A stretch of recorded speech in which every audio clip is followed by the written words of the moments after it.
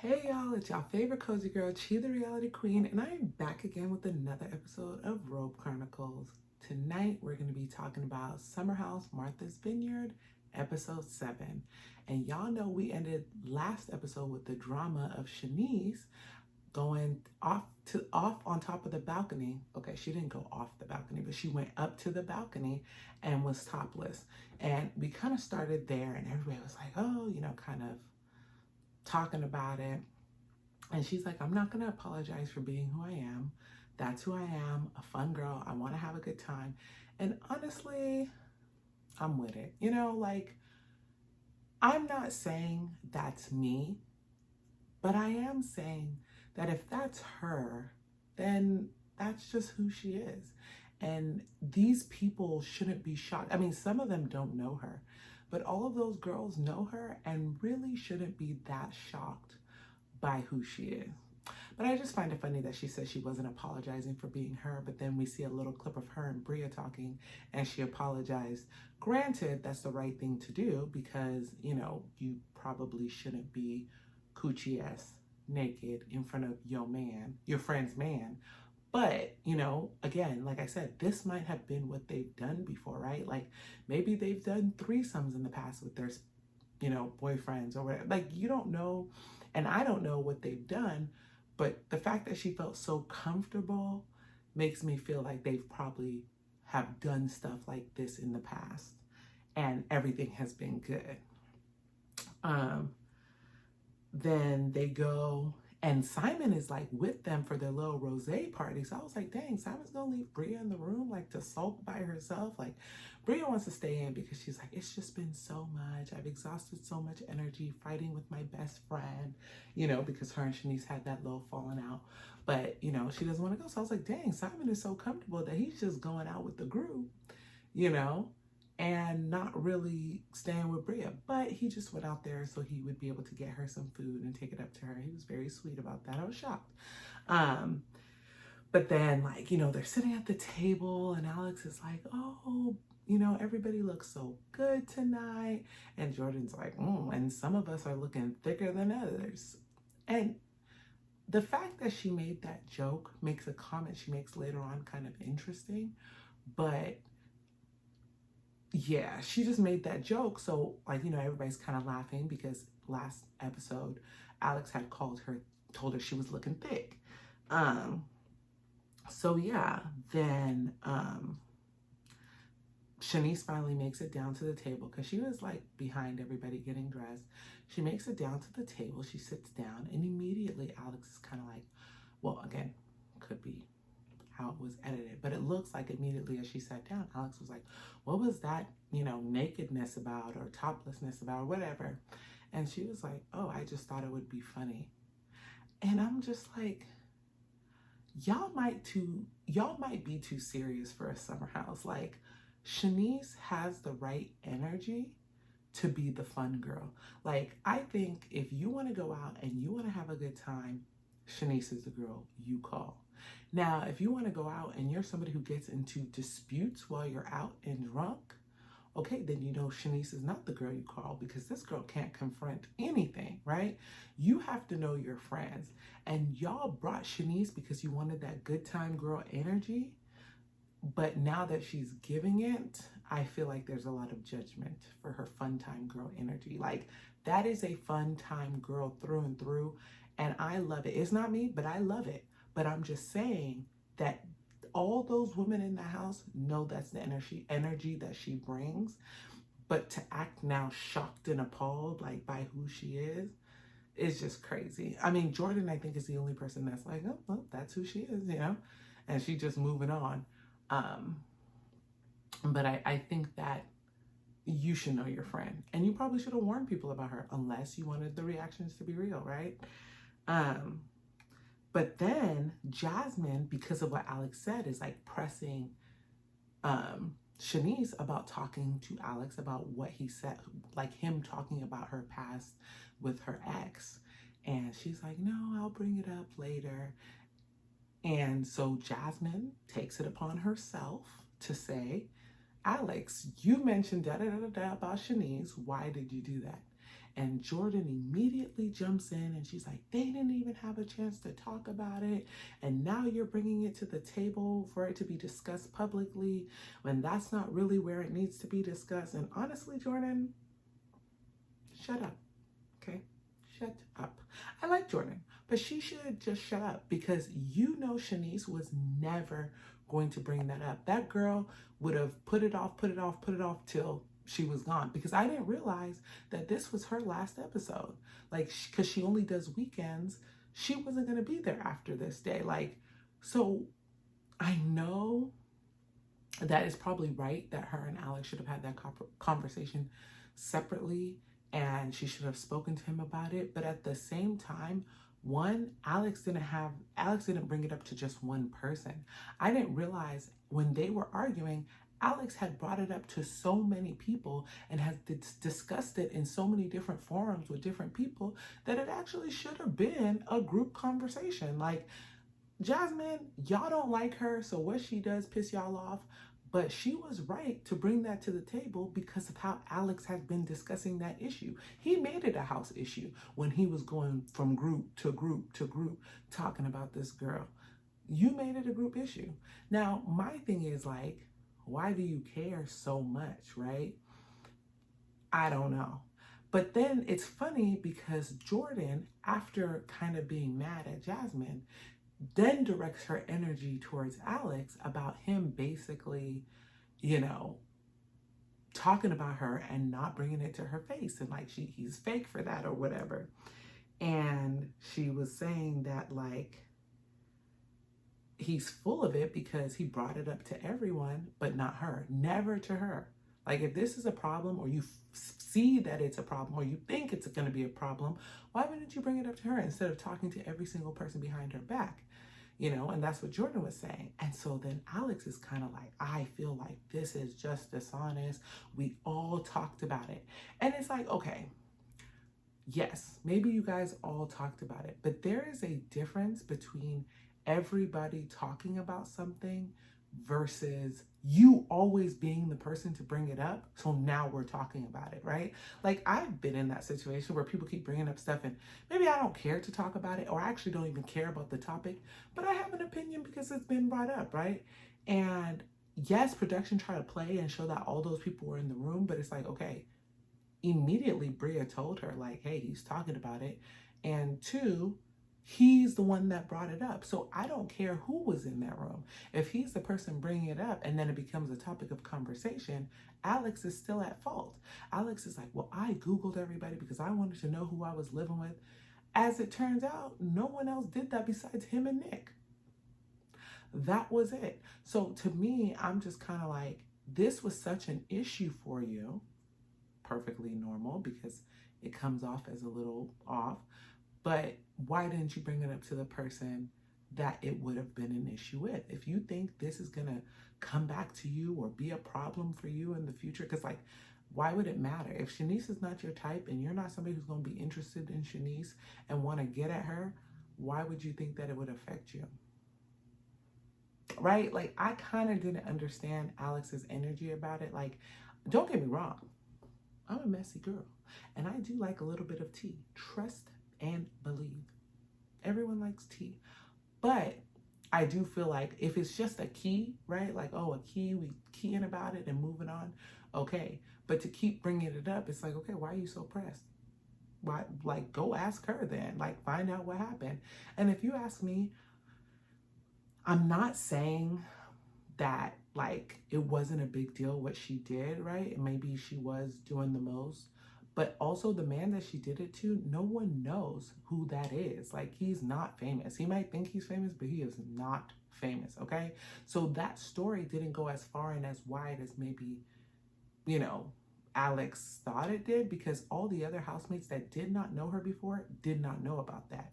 So the only reason that they knew about that issue was because of Alex, And so to me, I'm like, you're kind of lame because you did make it a big deal for the house. But in all the argument, Alex decides to get up like, well, you know what? This is no longer a safe space for me. So I'm going to get up. And you know what? He a baby back B word. Because what? The table is no longer a safe space for you because people are trying to hold you accountable for being a pretty shitty person? Make it make sense, baby. That it don't make sense, because it just don't make sense. People holding you accountable makes a space not safe. Like, you could just shut down the argument and be like, you know what, I don't want to talk about this. Shanice, I'm so sorry. I should not have been bringing it up and gossiping like that with your name. I should have just come to you, whoop-de-whoop, and move on. But you now have to get up and make a scene and be like, I can't do this. I want Alex off this show so bad. Like, people want Jasmine and Silas gone. People don't like Bria. I feel like Alex has been flying under the radar and he should be flying home. Okay? He should not be on this show. I don't think he's entertaining enough. And I know that everybody lives different lifestyles. Like, it's not that he doesn't drink or whatever, but I just don't think he has a reality TV personality. He should probably be watching it, or not, right? Maybe he's not into it, right? He doesn't watch it, but I just don't think he's just handsome, right? So people think he's handsome, so that's why he's there. But I think some other people could have been better suited for the show. I don't think he's good for it. And so, you know, Jason starts, when he gets up from the table, Jason starts talking about something. Honestly, whenever Jason talks, like, I just hear that teacher from Charlie Brown. That's literally all I hear when Jason talks. I don't know why. I'm not saying that he's not entertaining, but he just kind of drags on a little bit. So it's like, oh, okay, shut up. But luckily, Alex comes back to the table. I think he realizes, like, why am I walking away? I look stupid. Or maybe that's not what he thought. I don't know what he thought, but that's what my inner dialogue would have been for him. But he comes back to the table. They kind of settle the conversation and, like, whatever. They finish it. And it's so funny because at the end, Simon goes back to talk to Bria and he's like telling her the story of what happened. And I absolutely love that how in his broken English, the story just sounded way more entertaining than what we had just watched. I was like, oh yeah, that was drama. Like, that's how I felt, like, listening to him tell the story. I was like, this sounds more entertaining than what I just watched. But yeah, so then they're all back inside because they finished their little rosé party. And Alex starts coming at Jordan jokingly, saying something about her sleeping with Preston. And she kind of starts slow, but she goes all the way off. Like, I'm not quite sure how we got from point A to point Z. Like, I'm not quite sure, but I do get her rant, right? Because she was saying, like, she doesn't get on his head about not drinking, or she doesn't get on his head about anything, any of his hard core beliefs, like he doesn't drink, he's a vegan or vegetarian or whatever it is. She's like, I have not made one joke about that, but I tell everybody that I'm practicing abstinence. Is that the word? I'm blanking. And she's like, and there's constantly jokes being made about me having sex and sexualizing things that I do. And, and it's funny because she's right. I don't know the type of relationship her and Alex have or had. It seemed like it wasn't really that type of friendship, but he did make a lot of sex jokes towards her. And she was like, okay, like, I feel like you're doing this because I'm not having sex. Like, you're intentionally making these jokes because I said that I'm not having sex, and she didn't like it. So she starts going off. And then Amir, I guess, comes over and she starts going off on him too. Basically saying calling dibs on her is sexualizing her and taking away her autonomy to decide what she wants. And I don't like how Amir was like, what? All I said, I was interested in her. Please roll the tapes back, because my brother, You said you had dibs and no one else should try to talk to her. Like, I don't think people realize how terrible that is. Like, you're basically saying it doesn't matter who she wants. I'm going to be the only person that pursues her. And if she doesn't pick me, then she gets nobody in this house. And I don't think that's really fair. I'm not saying she had too many options, right? There's only Jason, Amir, and Alex. But it's like she should be able to talk to everybody and make a decision.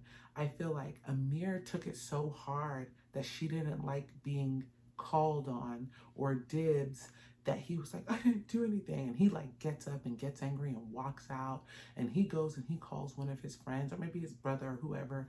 And he's like, all I said is I was interested in her. And I'm like, see, I don't like when people get caught up, because it's not just Amir, this is in life. I don't like when people get caught up and then they twist their words to be more like manageable. What you're saying now doesn't sound nearly as bad as what you actually said and what you actually did. Saying, oh, I just said that I was interested. Yeah, that's not bad. That's why you're trying to figure out why she would be upset, because saying that you're interested in somebody isn't a big deal. That's true. It's not a big deal. I'm interested in this person. But saying that you call dibs and no one else should try and talk to her because she's yours is a problem, okay? Like, I don't know why people aren't seeing that. And I've seen on Twitter, people like, Jordan went off and she's crazy and she's this and she's that. And I'm like, look, do I believe that Jordan's going off was a lot of things mixed together? I do believe that. I do 100%. I think that she had been holding this in from her personal life, right? Like, and everything that happened with her last relationship and everything. Like, I think that all of that has been like inside of her. So like Alex just kind of made that last triggering comment. But one thing I did notice, like I mentioned before, he had called her thick, and then she made a joke about him calling her thick, which then makes people think that the comments that they're making are okay. I feel if she had not liked the comments from day one, she should have been like, Alex, we not even cool like that. So I don't know why you keep making those type of jokes. Just off rip, because then it wouldn't feel like something that was building on top of the next, right? The tennis comment about them not playing sexy enough, the comment about her being thick, and then the comment about her riding on something. Like, those comments probably got to her because she didn't stop it right then and there. Like, if she had been on that day, like, I don't know why you think we cool like that, but yeah, that's gotta stop. But at the same time, sometimes as women, we feel like if we go too hard so quickly, people are like, well, it wasn't even like that. I just made a comment. And then now people try to turn around and make you feel stupid. And you're not stupid because you know what you heard and you know what they meant. But if you go too hard, so I kind of get that. But at the same time, if she was going to go this hard when she finally went off, I think she should have made the initial comment of, hey, you know, I don't really appreciate those comments. And that could have been cool, because when she went off the deep end like she did and she was crying, it seemed so excessive to just about everybody who was there. And like Jasmine and all the girls had to come and comfort her and be there for her. And it was just like, ooh, girl, doing a lot. But yeah, so it seems like after that, Jordan and Amir reconciled. Alex apologized. Everything seemed to be like okay. But I think Amir finally understood that she just wasn't interested in him like that. And I don't know if she would have been interested in Alex if he felt like he could talk to her or whatever. I don't know. But I do think that that dynamic kind of ruined a couple of things. But they're still cool. Then they go to bed and Jasmine's talking to Silas. And she's like, oh, I'm so jealous of how Jordan was able to get everybody together and have this conversation. And I was like, girl, that's your sister cousin. Why are you jealous of her? But I get it. Okay, so hear me out, y'all. Hear me out. Like, follow me here. Sometimes you can be jealous of a friend or family member because they did something that you're not able to do, okay? But that doesn't mean that you have bad intentions for that person, right? Jealousy is a feeling. It's innate, right? Sometimes you can't even control it. Sometimes you have it because you just desire something else for yourself. So when you see someone, a friend or family or something, do something that you can't do or haven't done or you want to do, then that feeling of jealousy hits, right? Now, where the problem lies, right, is if Jasmine starts becoming a hater because she's jealous. It's a little bit of a like, okay, girl, where are we heading with this, right? Like, I heard it and was like, oh, she's trash. But then I tried to sit and think. I think Jasmine thought, like, I put this group together. I'm going to be the one leading these discussions, right? Like she's trying to do. I'm going to be the person kind of leading this experience, this vacation. And when Jordan came in and was able to do something that she had been trying to do all season, like the whole time they were there, I guess I can kind of understand why she was jealous. But I don't think it's good to be jealous of your friends. But I get that sometimes you could just be like, oh, I'm jealous. But it doesn't mean that you have any bad intention or bad feelings towards that person. And I'm really hoping that's the case, because if not, Jasmine, you a hater. Plain and simple. You a hater, girl. Hate her, okay? There's only two ways. Either it's just like, oh, I'm jealous of that. It's not going to affect how I move. It's not going to affect how I treat her. Or it does. And if that is the case, Jasmine, I'm so sorry that you can't just be happy for your friends. So the next morning, they wake up and Silas has a stain on his pants. Like, honestly, any scene with Silas now is just like, I don't like you. He has a stain on his pants for whatever reason. I don't know. Jasmine tried to iron it. She did it wrong. And he got a stain. It got like a stain. And she's like, oh, well, like, I'm sorry. I'm going to get a Tide pen. And he was like, well, I told you not to iron this. And it's because you ironed it and you didn't listen to me that this now has a stain on it. And I'm just kind of like, yeah, this guy, he has a big problem. Like, I get that sometimes you're irritated because, like, I told you so many times and you're still, but it's like, it's a stain on your pants. Like, she already had a solution to fix it, to, like, it's different. Like, how some people come to you with a problem, no solution. It's like, okay, what the hell?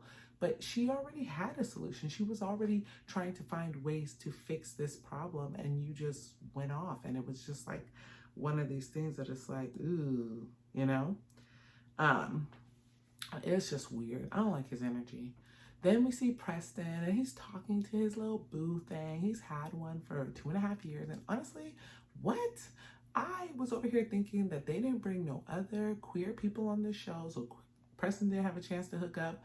But as it turns out, Preston already had a boo daddy. So he didn't need, it would have been nice for, diversity and inclusion purposes, but he didn't need one to enjoy his time like that, to find somebody to hook up, because he already has one, a partner. And I just love that for him, because I thought they really did play him, and maybe they thought that they didn't want to put him in a position where maybe another person was trying to get at him or something. I don't know. But either way, I'm glad he has a partner, and I'm happy that he's happy. And he said that he's going to throw a pride party, and he's going to do some soul food cooking. And honestly, when Preston cooked in the last episode, he cooked that mac and cheese. I was like, I want to try that mac and cheese. I don't know how to become Preston's friend so I can try that mac and cheese. But y'all, that is a life goal of mine. One day I'm going to get on here on Robe Chronicles, and I'm going to be eating Preston's mac and cheese. Okay? Because that is what I want for me. Because it looked bomb. So, yes. So, Preston goes grocery shopping. He goes to get the stuff, to get the, his party ready. They show Jason sleeping on the couch. He goes and starts cooking. Jason's still sleeping on the couch. I'm like, Jason, why are you here? I feel like a lot of people in this house are not holding their weight. There's about 4 people holding the show. The rest of the people are just there enjoying a vacation. You know, I don't know if I'm reality TV material. I feel like I'm kind of boring. I'm Jason. I'm going to be asleep, right? Like, once I drink, once I have a good time, your girl's going to bed. Like, I need a nap. But I feel like if you know this is what you've done, this is the show you're going on, like, pretend to be more interesting. At least pretend. Like, you don't really got to be interesting. But if you can pretend for our benefit as viewers, like, that's all we need.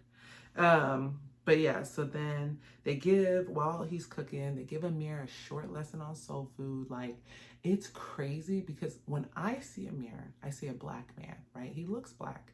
Like, I know he's part Middle Eastern. I don't want to guess the country. Lebanese, I think is what he said. And I know that's who he was raised with. I know that's what he knows. But unfortunately, when I look at him, I see a black man. So when he's asking these questions, all intrigued by soul food, I'm just like, wow, he doesn't know that. And don't get me wrong, I'm Nigerian, so I did not grow up in that manner. So, you know, I had to learn about soul food as well. But I learned that lesson when I was little because I had black friends, right? Like, I knew black people and I had black friends that gave me that lesson quick, fast, in a hurry, right? So I never really wondered because I knew, right? But it's so interesting to see him, like, he is like soaking in all this information about being black that he really just didn't know. And it's kind of crazy that everyone really has a truly different lived experience, right? Despite whatever they look like. Then they eat the dinner. Apparently it's bomb as hell. I could tell. I looked at it. I'm like, you know, it's so funny because, okay, commercials do this thing where they make the food look really good using fake stuff. And, you know, they put glue and stuff to make it look like it's dry cheese. They put marker to make the grill marks look perfect. But that food that Preston cooked looked bomb. And ain't no commercial edits on that. That was his real food and it looked delicious. So then Preston gives a little lesson on pride, which shout out to him for doing that. You know, you always, I love the little learning moments in this show because I feel like so many shows kind of gloss over the learning moments. But he gives them, and he gave them in like an earnest, teachable moment. It wasn't like a jokey joke, like, oh, we're going to teach you about pride, but ha ha he he. No, it's like, this is serious, not serious, but like, this is real life. These are people's lives and here's the lesson. And I love that. Then Preston says, I would love for the men to put together a little dance for the ladies. And you have 5 minutes. So the guys go, they make up a dance, but that's not important. What was funny was the names that they gave each guy as they came out to do their little solo. The fact that they called Alex Two Balls and they called Nick DM Bandit, I literally had to rewind to make sure that was what was on my screen because why did they shade him so hard? Like, I really wonder if his girlfriend watched this season or is watching this season with us and is like, dang, my boyfriend is a mess. Or if she watched the season and is like, okay, like, I'm done. I can't believe this is who I was dating. Or if she watched this, she already told her before it aired to kind of get ahead of it. Like, who knows? Because, you know, he already says he don't post her and she don't post him. So I don't think we'll ever know. But I really want to know, are they still together, guys? Like, if anybody knows if Nick and his girlfriend are still together, please let me know in the comments because I'm very curious. Then they all, like, you know, it's a fun night. They go and they're drunk. Everybody's ready to go to bed. And Silas goes, well, are we ready to talk about my pants from earlier? Y'all, I wanted to cuss right now. Like, he is so insufferable. We just had a good time. It's been about 8 to 10 hours since the incident. And you want to bring back up your pants at the end of the night? We drank. We had a good time. Like, why does anybody want to talk about your pants? They're pants. Like, we are talking about pants. You know how Allen Iverson was talking about practice? We talking about practice. That's how I feel about these pants. Pants? We're still talking about pants? Pants. Pants. I can't believe it. I'm just like, he is not serious. And, she's just over it. She's upset. She's like, I don't want to talk about it. She's like, do you hear how you're talking to me? She's like, do you want me to open the door and let everybody hear how you're talking to me right now? And it's like, yeah, because he's talking to you crazy over pants. I hope y'all heard me. Pants. P-A-N-T-S. Pantalones. Pants. Like, I was just like, get this man off my screen. Can Jasmine come back next year by herself? Why are we talking about pants? It was crazy. And then, the next morning, like, they wake up and Silas is like, oh, Jasmine, can I borrow your toothbrush? I had to use mine yesterday to clean my pants. Not the pants again, sir. Like, I don't want to hear about pants out of your mouth. Okay? I'm tired of it. So I was just like, first of all, you might as well brush your teeth with that same toothbrush, because using hers to me is nasty. I know they're married. I know. I'm probably a weirdo and alone in this, but I can't imagine sharing a toothbrush with somebody. I don't care. I don't care that we kiss and do whatever nasty things. I can't imagine sharing a toothbrush. If you share a toothbrush with your spouse or your partner, also let me know in the comments so I can block you properly, okay? Because that's nasty. Big block. No, I'm just kidding. But it's just so weird to me. So then Jasmine's super over it. I don't even think she responds. Like, she is just so over that man. Like, I think she's trying to have a good time on vacation and he is just dragging her down. So then she's like, Shanice leaves for the final time. That's right. She gets up, she leaves after the next day. And I forget that she's only there on the weekend. So I honestly don't know why they had her as an addition to the house. Like I said, it's hard to get the Martha's Vineyard. Why was she there? She should have not come through. They should have had somebody else who could have stayed the whole time. Although I like her energy and I think she's a fun girl, I think they would have been better off with someone else. Jasmine talks to Jason about getting into an argument with Silas. And finally, Jason says something that I listened to and I heard. He was like, he has an idea of how he thinks a wife should be, and you have an idea of how you think a wife should be, and y'all ideas is conflicting. And that's really the reason why y'all have a problem here, because you guys aren't on the same page of how your behavior or what you should be doing should be. And, while she's doing this, she's making Silas breakfast. Like, I don't know what she's making him, but she's making him breakfast. And I'm like, despite being upset with him, she's still making him breakfast. Like, she's trying to be the wife that she thinks she should be. And I can tell that she's trying hard, because I'm too petty to make a man who's talking about pants breakfast. I'd be like, if you're hungry, get your pants to do it. Like, I need help, okay, y'all? I know that, but yeah. So she made him breakfast, and then she took it over to him, and then he refuses to eat it. He's like, oh, it's too much starch. You know me, I don't really eat starch in this. And I'm like, okay, girl, if you knew your man don't eat that like that, then why'd you make it? Or is he just being petty because he's mad at you, so he's not eating what you cooked? I don't really know what it is. But anyways, she's in the confessional mad as hell, basically talking about people say the first year of marriage is the hardest or whatever.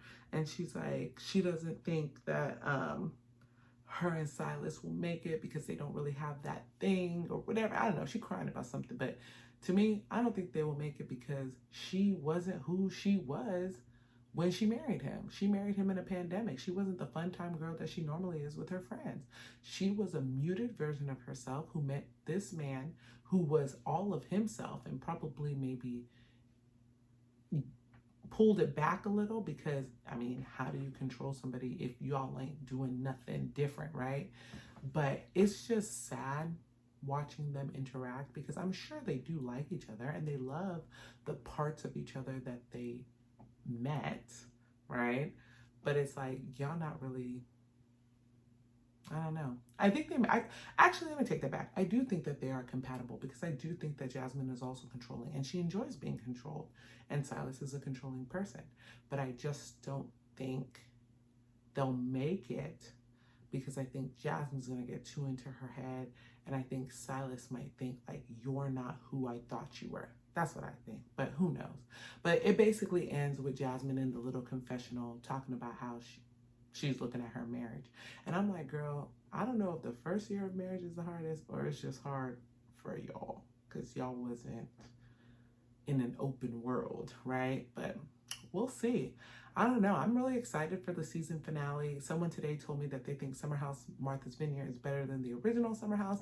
And I'm so glad that we're getting that type of feedback, because honestly, yes, like we need Summer House Martha's Vineyard to have a second season, and we really, really need a reunion. So Andy, if you're listening, please give us a reunion. And for that, I will see you guys next time. Bye.